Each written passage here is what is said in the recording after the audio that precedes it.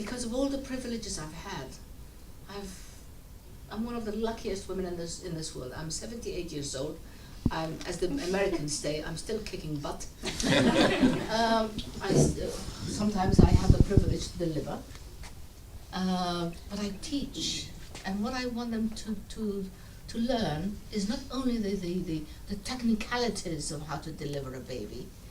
My grandmother could do that, but to do it professionally, to do it with your heart, to do it in a way that is enjoyable and least damaging to the mother and the baby. And a word that I learned from my father, who remains, although he died over 40 years ago, who remains my role model, is first learn to do it with your heart.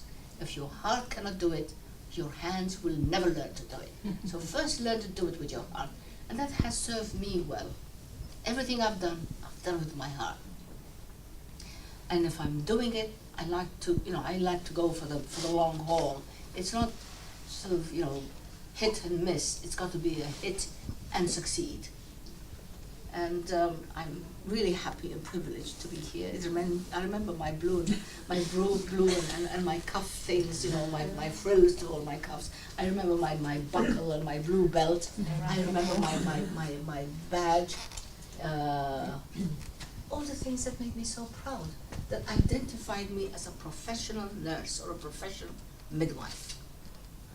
And you and your grandparents taught me everything I know, and hopefully some of that is spilling out and becoming replicated in my country and on my continent, because what's good for Somaliland is good for every other country on the continent of Africa.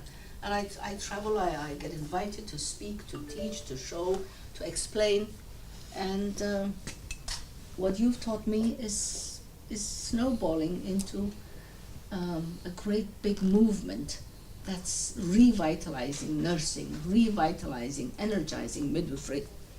And at the end of it, if it helps our women, if it helps our children, if it helps our community, if it helps the future generation of our continent, thank God. Why not?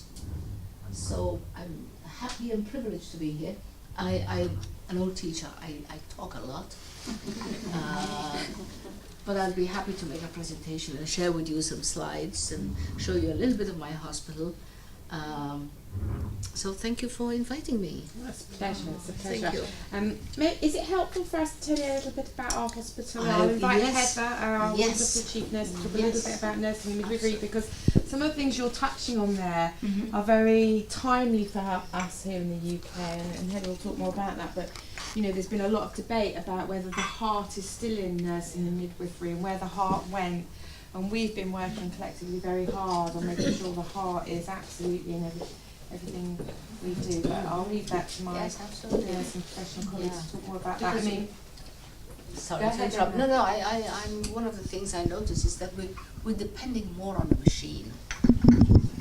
And the machine, yes, is giving us, data, it's giving us numbers, but it's not giving us that feeling that the midwife has with the mother, that look in the mother's eye, that little pat on the shoulder, that holding her hand, that expression of, I'm here with you, for you, we're in this together. You're in labor, I'm in labor too, because the outcome is, is for both of us. I want a good delivery to happen, and you want a good delivery to happen. So we must not give up. We must use the machines, but we must not let the machines use us. We must not forget that we're here in charge of this machine. So sorry. No, it's fine. It's absolutely fine. And it's an interesting point that you make. You're sitting in one of our most modern facilities. Technology is very important in a hospital, but we don't use a lot of technology in this part of the building, and I'll talk to you a little bit about that. But so our hospitals, we've got 2 hospitals within the organisation. So you're here at St Peter's Trust site, and we also have Ashford Hospital, which is about 10-15 minutes away in the car. And the hospitals came together in a merger around 10 years ago to form the trust. Collectively we serve a population of around 410,000 And over the course of the year, we will have around 500,000 contacts a year. About 355,000 of those contacts are outpatients, and the others are inpatient contacts. So we're very busy. We're the biggest provider of acute services in Surrey, and we are experiencing, much like other hospitals, a very heavy burden on the pathways of care we offer, mostly, I have to say, emanating from the older members of our community. We've got, as you will know, a lengthening demographic. People are living longer, and which is fantastic and a great testament actually to the NHS and the work that it's done over the last 50 or more years, 60 years I think it is actually. But it is placing a heavy burden on the system, and that's something I have to be very aware of. Going back to the point about compassionate care, you know, if we can't create the environment for our colleagues to work in a way that enables them to be compassionate, and that's very difficult. And obviously, I don't know how much you've picked up on the media that's running very high in the press at the moment. Obviously, the industrial action that our junior doctors have been taking around their pay and working conditions. I'm not aware of it. So they've been on strike. Oh no. And they're very unhappy, and we've got to work through that now, and the consequences of that, because that will have a consequence on the quality of care that we're giving. Now, in relation to the midwifery unit, and also very importantly the paediatric unit that's connected, we see around, trying to think, 30,000 children through our dedicated paediatric A&E facility a year. We're somewhere delivering around 4,200 babies a year through the unit, which is here on this side.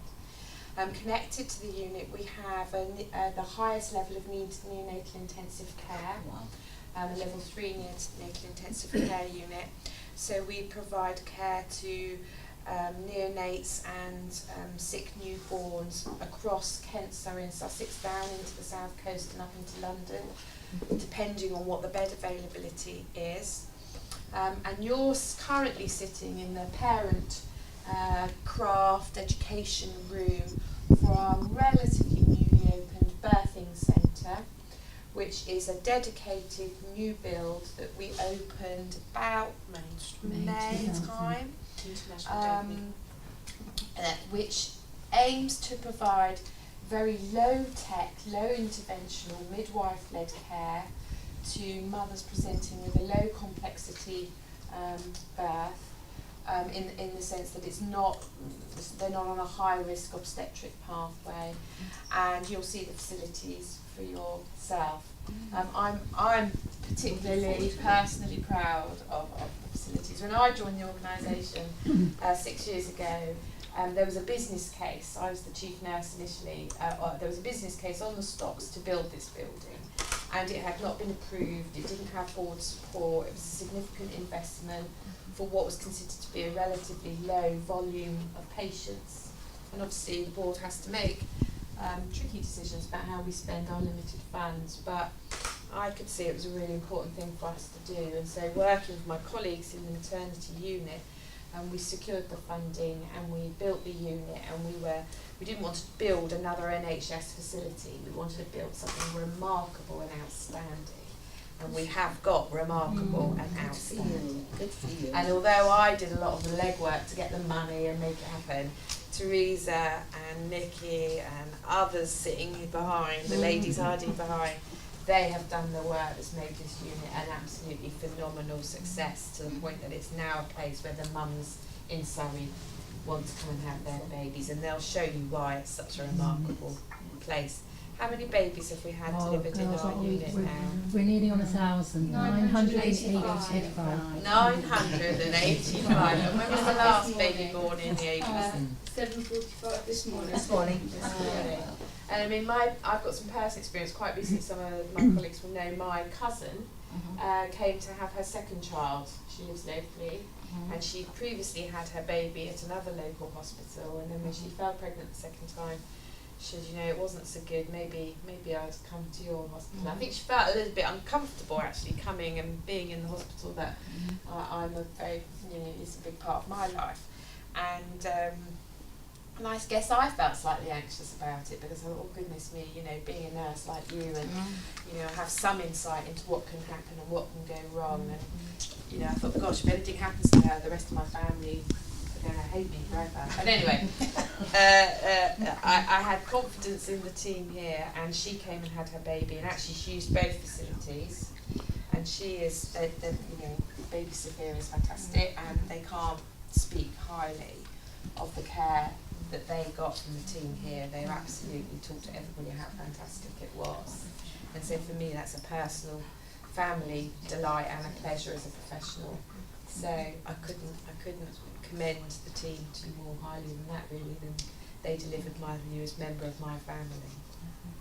Heather, is there anything you want to add from a nursing or midwifery, or any indeed from a nursing and midwifery perspective? Well, I think I wanted to just continue with we are connected to the international nursing community because of our overseas workforce program. We do go out into the world and recruit nurses from other parts of the world. Europe, the European community is one of the places we go, and the Philippines, South Asia. And of course, previously in previous years, we've been to the Caribbean and West Africa. So the Commonwealth that you referred to, I can absolutely connect with that. I'm from Trinidad myself. Just come from there. Yeah, Great yes. place. I I know. know you haven't been there. Oh, bless you. I'll give you the check later. But my grandmother was a hospital matron and a midwife in Arima Hospital. I lived in Arima.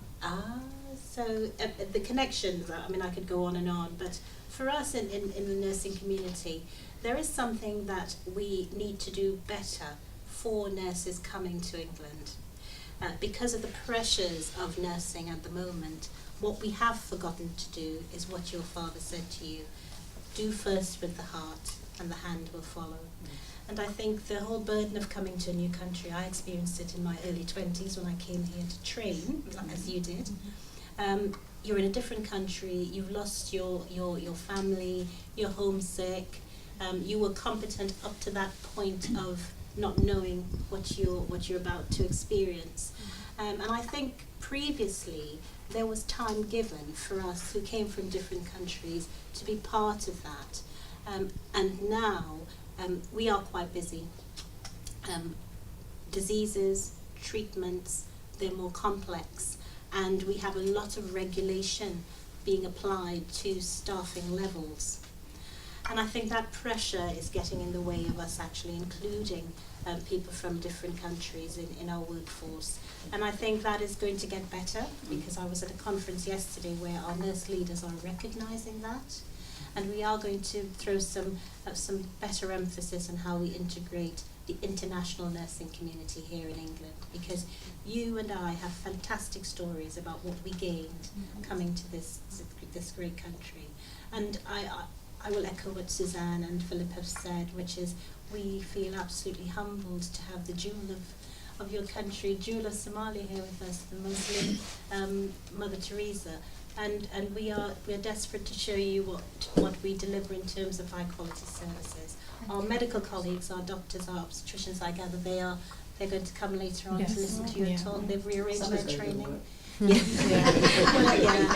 Well, it's their time for half an hour. They're coming later on to listen to you, because these are issues absolutely dear to us.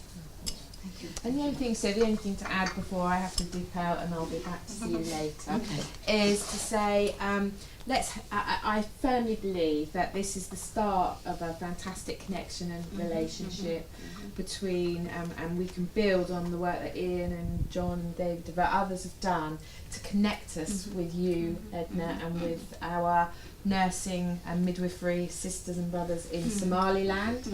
And I am absolutely keen that we take this opportunity forward into the future and think about how we connect and what opportunities we can create both for our teams and colleagues back in Somaliland to come and keep coming together and learning from one another, because yes, we've got a fantastic set of buildings and we've got great technology here and so on, but it sounds to me as if the essence of nursing and midwifery that you describe as the heart is absolutely the journey we're on. We're on no different a journey, and if we can do that in a way that brings that together and kind of capitalises on the opportunity we've got a very diverse workforce from many parts of the world, many different backgrounds, and get the best out of that together, that would be a fantastic achievement out of coming together today. Yeah. Well, if I may add to that, when I was doing my midwifery, I was doing it my second part at Lewisham,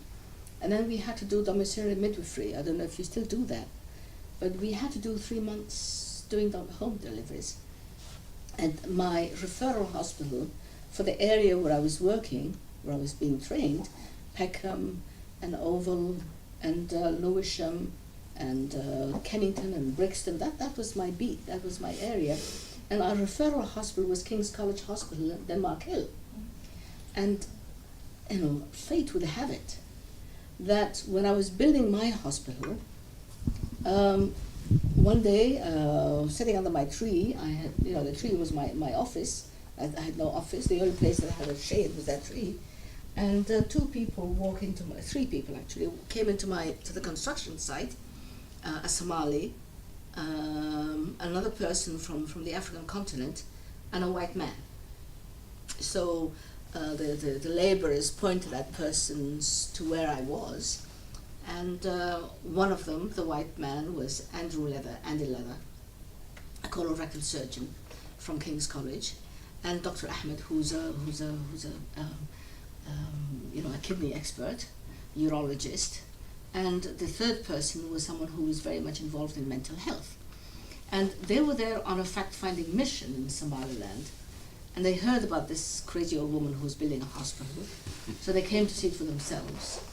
And they said, well, how far are you? And I said, well, I've got the 3rd floor to put, I've got to put this in, I've got the pipes, I've got the sewage, we've got to work that out, and the septic tank. So we had some construction works yet to be completed. About 18 months down the road, hopefully the hospital would be open. And I said, how would you like us to support you? I said, well, when I do open, I would like a team, somebody to come out here and hold my staff, the nurses I was training before the hospital was open, to come and show us how to run things. And because they haven't seen patients, we had simulation, practical room, but that's really what I would really like you to do, come back when it's open. And they came so we kept in touch. 5 days after we opened, a team of 11 people came. There was a surgeon, there was obstetricians, there was an anaesthetist, there was a nurse, there was a midwife, there was a whole team of 11 people. And they arrived at 5 o'clock that evening. We had a woman who was in obstructed labor, and normally, and for the first 5 days we had opened, anybody who had complications, we took to the government hospital where there was or not help for them, but there was nothing else we could do. We had no anesthetists, we had no sterilizers, cut a long story short, they arrived at 5 o'clock. At 9 o'clock, they performed the first C-section operation in my hospital. Professor Peter Jackson got a live baby, and of course, beautiful mother and baby. That was our first C-section. They stayed with me for 2 weeks. We're still using the patient charts that they helped us develop. We're developing it there. The outpatients, the admission forms, the birth certificates, notification of birth, everything, the prescription, the lab things, we developed there at that time. And that was a team from King's College Hospital. Of course, they have grown too big. Internationally, they're connected with Tropical Health and Education Trust, billions of dollars, they work east and west, thank you, east, west, and wherever. And, but they still send us interns. Occasionally we get interns who come and do 2 months or 1 month or whatever. We get them from Bristol, we get them from Cardiff. Now the biggest number of people who come to us come from Australia. All the way from, because there's the Australian Doctors for Africa. Regular basis. they send us supplies, things they don't need, some things they you know they no longer have a need for. A partner who, you know, who can fill the gaps that have become created when these previous partners, who are still our partners, have found other pastures, bigger pastures, greener pastures to go and visit. Well, that sounds like something we could definitely We work have with. also had the privilege to send some of our staff to other places. I mean, Geneva just trained 2 midwives for me in the care of premature babies. And of course, we were holding our breath until they came back, thinking, I've sent the best, will they come back? Will I lose them? Because that's something that, you know, we all have to think about. We've also sent some people to King's College in Denmark Hill, a doctor and a nurse, and they've come back. We've sent some to go to Jordan, and they've come back. We've sent some to Bahrain, and they've come back. But we still have to keep that in mind, that if we do send them here, I would like assurances that my nurses will come back to me. And if any of you come, I can promise you I'll ship them out back. I'll hold them hostage for 1 week or 2 or whatever time they come to me. Sarah, you came for what, 1 month? 2.5. 2.5. It seemed like a week. And she's coming back again, so it wasn't too bad. I mean, that's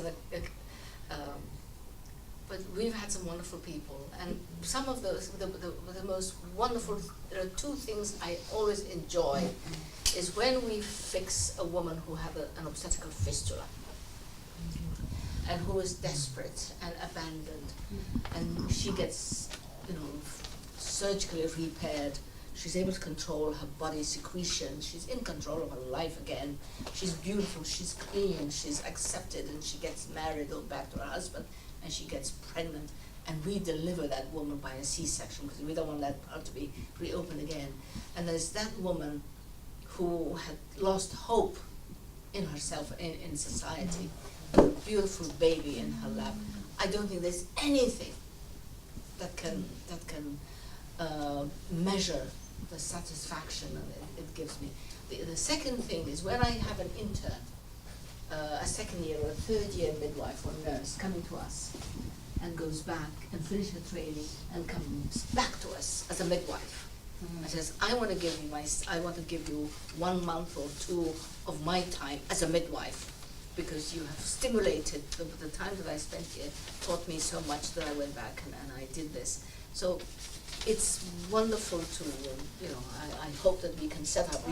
We'll talk in detail about how. That would be wonderful. I mean, Philip and I were at something yesterday, I think you referred to it, where we were with other leaders. I mean, in fact, we were with the Secretary of State, the Chief Executive of the NHS, and the Chief Executive of NHS Improvement. So that's pretty the 3 biggest men, I have to say, in the NHS at the moment.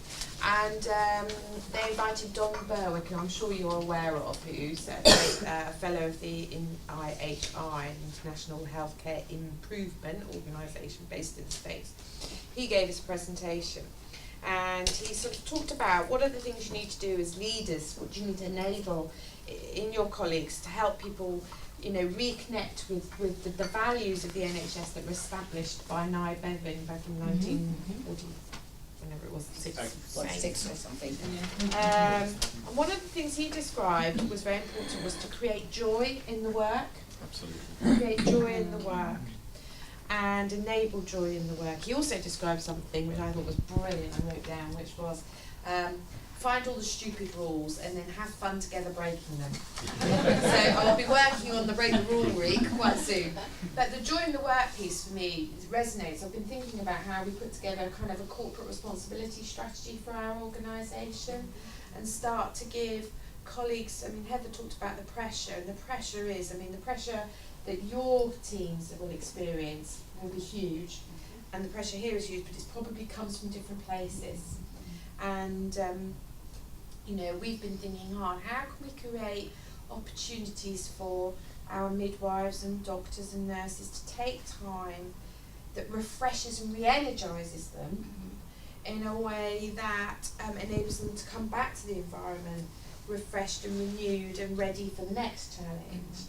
And I think the kinds of opportunities you're describing to come and spend some time with you in Somaliland, or for even to spend time in this hospital with colleagues of yours, or I mean we've been talking about creating time for colleagues to go and spend time in local schools or go and work with the local authorities supporting the elderly in the community. Some, you know, contributing something important, but contributing in a way that's different from how you normally spend every day.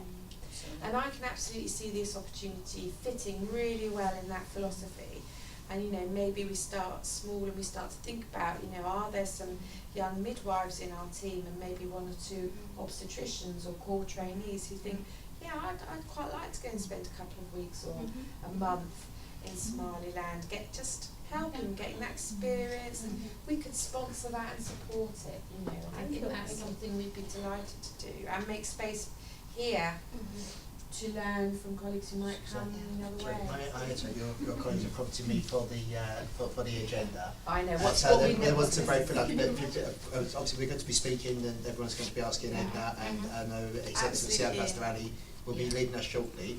But when your colleagues are asking the questions, having been to Somalia and Somaliland myself as a simple businessman, and but don't be confused. It's Somaliland. We walk around with our chairman, who's an ex-cabinet minister, MP, Sir Tony Baldry, with Ali. 3 times I visited last year, and you walk around safely. It is different. So because everyone was outside of His Excellency and Edna, they think it's the same place. I've been to both. Trust me, it's not. Yeah, no, I understood it wasn't the same place. Yes, I know you haven't made that mistake, but anyone could. But people will potentially. They will, I and understand that. it's a huge and it'll be difference. something that will put people off if they're worried about their. If you have 4 hours spare, I'm sure His Excellency has a very political approach I on just that want one. to jump in there and say, despite all the travel advice on the website of the Foreign Office, the most people that come to my office for visas are the government staff, Ministry of Defense, the Foreign Office staff. There's so many of them that are going to Somaliland, but we've been fighting to change that. But the situation they have is, they say if we change that and exclude Somaliland out of Somalia, it's political recognition, and that's what we're not ready to do it yet. But they know that we are safe, we are peaceful, and we have a country that is functioning in the best possible way in Africa. And they witness, all of them, that Somaliland is much, much better than any other country in the Horn of Africa. They themselves say, secretly. Secretly. And there is no one that has been to the country. People come back and talk to us when they come back. We actually facilitate visas for these people, and we do the easiest way that people don't have to go back to work and come back tomorrow for their visas. We do it in half an hour, and we say to them, wait for us, have a cup of tea, and in 30 minutes we give them the visas. So when they come back, they normally tell us about their experiences, and the experiences is always very positive, very, very positive, and we hope some of you will experience that.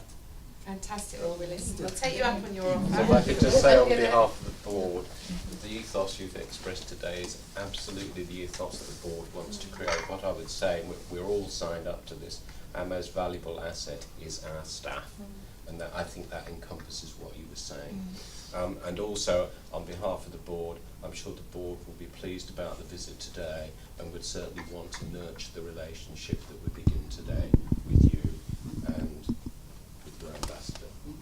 I have to say thank you to Ian and to his friend, and to the, of course, management of the hospital who welcomed Dr. Adnan with all open arms, and this is really, really a very tough work by my friend Ian and his friends, and it is really a situation where we need it to be. Somaliland needs professionals that can help us to train our nurses and our junior doctors. I think this is a very good opportunity for us, and as a government representative in this country, I really say to this hospital, thank you very much for all you have done. and to those people who have made it possible. And I hope other hospitals will follow suit. We will keep contacting them. Thank you. Thank you. Only behind your hospital, of course. They'll be second. Yeah, absolutely. We're the priority. So we're going to have lunch now. Can I just to explain who Sarah is? Sarah is someone who's really become my daughter. Is a great mother, but my adopted daughter, kind of. Sarah is setting up the Edna Hospital Foundation in the UK. There is a similar foundation in the US, but not in Europe and in the UK. And through her is how I happen to have, visited Trinidad and Tobago, because we were trying to improve our diagnostic imaging in Somaliland, and we needed someone to come and. There's a lot of people setting up X-rays. Taking X-rays without really understanding the danger of radiation to the person and to the operator, and thinking that taking an X-ray is like taking a picture, but not knowing that there is radiation involved. And that's how Sarah put out an announcement, and Dr. Alan Regisford, who happens to be from Trinidad and Tobago, came out to Somaliland, spent a month with us, visited many facilities in Hargeisa, in Xadhigle, in Boroma, and other places, and came up and made a recommendation so that we will be able to train X-ray technicians in the future who will be safer than the ones who are there now. So it's, we're branching out into nursing, midwifery. We've trained more lab technicians than anybody else. We trained more pharmacists. We've trained a total of 880 health professionals in the last 14 years. So training. That's the gift I want to leave behind for my people. The gift of knowledge, the gift of ethics, the gift of discipline, the gift of doing things the proper way. So it's a lot that needs fixing. A lot that needs. Yes. The question I'd like to ask is, Yes. how long would it actually take to actually see results on, let's say, overall? Okay. How the training and that you do. That's a good question. Thank you. Well, we're seeing the results even now, because these girls go back to their villages, go back to their regions, and we're seeing there's a dip in the maternal mortality, and there's more women being delivered by professionals. So the more of these girls we train, I think now we have a training program going in Boroma. We've got 2 programs in Hargeisa. We've got one in Xadhigle. We've got one in Borao. We've got one in, we're going to start one in Ergabo. So we have about 5 or 6 different training programs going on. So as the more we produce to get to that 1,000 quicker, the better. And who is helping us with this? Yes, I will. I have seen their hand. Well, we've got some supporters. When we have support, we appreciate it. When we don't have support, we still get on with it because it's going to be done. Thank you. Yes, sir. I want to know, is this a private hospital, or is this have anything to do with the government? And what I'm thinking, how fast your program, because it seems to be very successful in terms of the training and what you are doing, if that can be replicated with the help of the government, or is it that you are just running on your own steam? Well, you've got to be a crazy old woman. That's an ingredient that you need all the time. My father was a doctor. I was married to the president of the country. I'm known. I can, if I want to train astronauts tomorrow, say, I'm going to train astronauts, go to Mars. I can do it because I'm me. But I don't want to do it. I want things to be done by the book. So before I started training nurses, I started training midwives in Libya. When I first joined WHO in 1964, 5, 6, I was training midwives there. I started training midwives in my country. But today, when we came back from the war and we were setting up our own country, I wanted things to be done by the book. So what I did is I got the Ministry of Health to give me 2 or 3 people who knew something about health. Dr. Xadhigle Hadhigle, for instance, who was one of the first doctors who was trained in Aberdeen that we had. People from WHO, people from UNICEF. So we formed a 21-member curriculum development board. I had them hostage in my library with cakes and samosas and biscuits for a month, and we developed a curriculum. And then we took the curriculum to the government and we said, think about it, tell us what we need to change. The government approved. I said, well then in that case sign it. And come back to me and say, Edna, this is the curriculum we want you to use. So I do it in a way, well, this is a private initiative. It's not government owned, it's a private, but it's a private non-profit in close collaboration with the government. So I use the national curriculum that was developed in my library, that has been approved by the government, and then give it back to me as the national curriculum. And that's how we do it. And then when we're training students, we get the ministry to have representatives with us in the selection. I want 40 students, I have 300 applicants. I want somebody from the Ministry of Education, someone from the Ministry of Health, someone from the Curriculum Development National Curriculum Committee, someone from the universities, and together we screen, test, examine the applicants to take the top 40. When they're trained, final exams are invigilated by the ministry. The certificate is co-signed by me and the Minister of Health, whoever the Minister of Health is. I'm on my 11th Minister of Health now. So that's the Ministry of Health diploma. But I have also my logo and the Ministry of Health. And that's how I want things to be done. I don't want someone to start something in the back, streets and say, oh, this is another midwife you've trained. If you're going to train, go through the proper process. They must be supervised. They must be registered. They must be regulated. They must be registered. And once I train them, I give them to the ministry. And it's the ministry who deploys them. They become civil servants. I get the cream, I get the picking. I take the top 2 or 3 that I keep as my staff because they've got qualities that I appreciate. And I want them to go into training others. I take them as clinical supervisors. I train them as tutors. I train them in my delivery room. I keep them as, but the remaining go to the ministry and get deployed elsewhere. How do I fund it? God only knows. I travel, I speak, I fundraise. I have a wonderful team in the United States who are really doing a lot of fundraising for us because we are the only hospital that feeds patients. And we're the only hospital that has a high standard of care, relatively, nothing compared to yours. And we're the only hospital that delivers poor people for free. Anybody that nobody else wants, they come to me. Anybody who's refugees that got nobody, they come to us. And that's Yes. one of the reasons And I that's asked why Sarah to join is you setting offline. up in the Hospital Foundation in the UK. And one project that Sarah has funded is to send us a consultant from here to come and survey our imaging needs for imaging somebody from Trinidad and Tobago who also kindly invited me to his home and to his island where I've just come from a couple of days ago.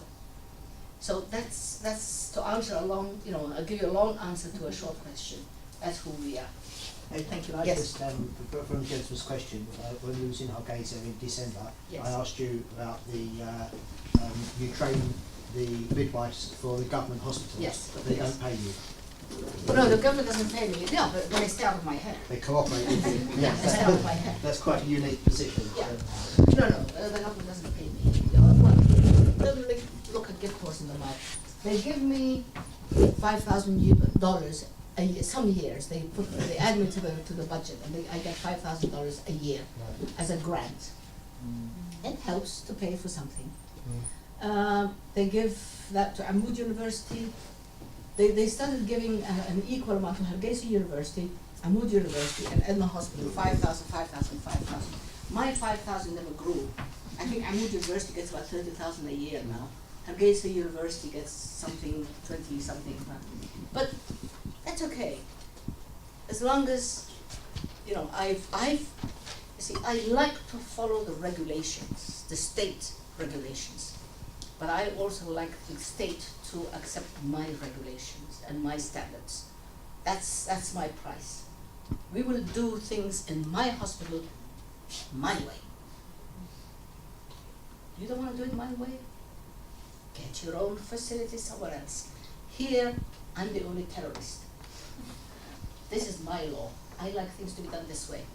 So this is, you know, I respect the rules and regulations. I must. I'm a citizen of my country who respects my country and my government. But the government also respects me. Because I want things to be done properly. It's for them. I've trained 880 health professionals. So I'm the lifeline. They need me. I'm a teaching hospital. I'm a referral hospital. I'm the one they run to when they need something. And I'm the one who's training others to go and stuff. Because I'm 78. I'm not going to be here for too long. I could get hit by a double-decker tomorrow. Who knows? Or now. I want this to be replicated. That's why I want my trainees to start training in Brow. Now we're going to start training in Gabo. Now we've started in Xadhigle. We've started training in Borough. My former trainees are training people in Amud University. That's how I want it. So, yes, they stay out of my hair, and they're better. I wanted to just, yes. Well, you were mentioned this weekend by Ban Ki-moon for your work with female genital mutilation. Yes. And so I wondered if you could talk a yes, bit I could. This is not Gaddafi's green book. I'm from Somaliland. I'm a Somali girl. And there are traditions that sometimes are very harmful to health. And being a girl who is affected, and being a midwife who's going to work every morning and trying to get a baby out of that part of the body that's been so damaged, does something to you. So I started to speak about it 40 years ago. Started a fight, picked up the first microphone in public and started speaking about FGM. And of course it was a disgrace. How could Dr. Aden's daughter speak about things like that? How could the former wife of this do something like that? It's shameful. But if I don't, who will? So anyway, in my fight against FGM, I also wanted to know where we're at. I love figures. I like statistics. I like to see where, what you learn, from epidemiology, tells you where you've been and helps you to plan for where you want to go. And we did the very first survey. You're gonna be surprised. I'm sure if I'm pregnant and I come to you, you're gonna give me my antenatal book. Do you wanna know how big our antenatal card is? That's the antenatal card. My name, my age, my height, my any pregnancies and my history, and some results. And then on the back they put in your findings. That's 2 sides of one sheet. And some people don't even have that.